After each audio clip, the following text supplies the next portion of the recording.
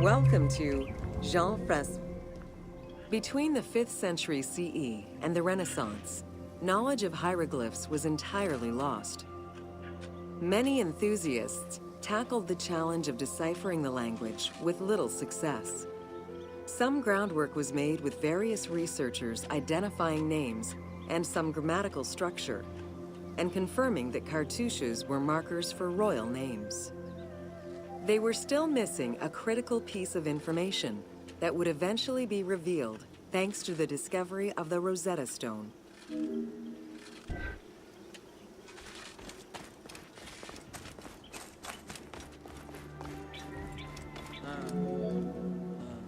The Rosetta Stone was found in 1799 by Bouchard, a soldier in Napoleon's army.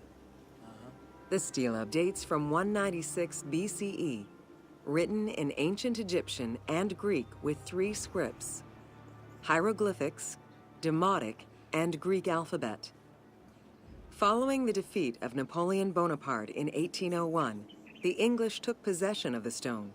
It has been at the British Museum since 1802 and remains the most visited object of the museum to date.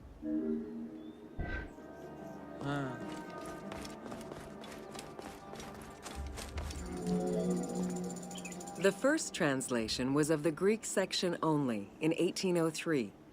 It detailed a decree of Pharaoh Ptolemy V, reminding the citizens that their pharaoh had led Egypt to prosperity. It was fully translated 20 years after by Jean-François Champollion, who was working with a facsimile.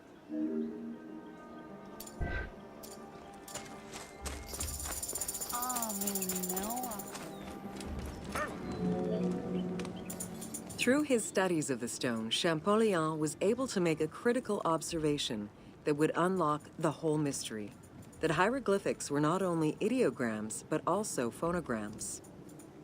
Hieroglyphs consist of phonetic glyphs, single characters, and logograms. Essentially, they are a combination of phonetics, alphabet, and full words, which in total form a language.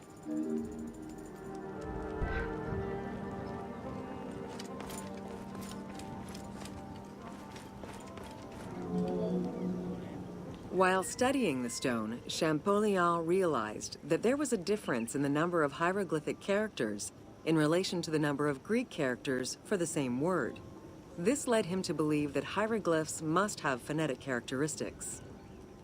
This was the first step to unlocking the Rosetta Stone's secrets.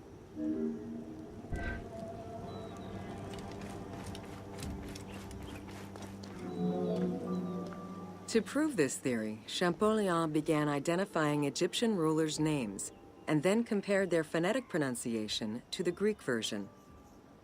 For example, Cheops had been the Greek name given by ancient chroniclers to the owner of the Great Pyramid, Khufu.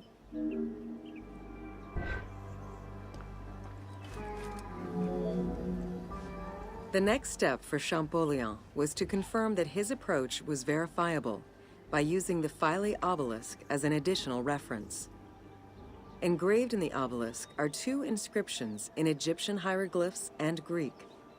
Once he confirmed the names of Ptolemy and Cleopatra within these texts and confirmed the same phonetic patterns as on the Rosetta Stone, Champollion knew he was on the right track.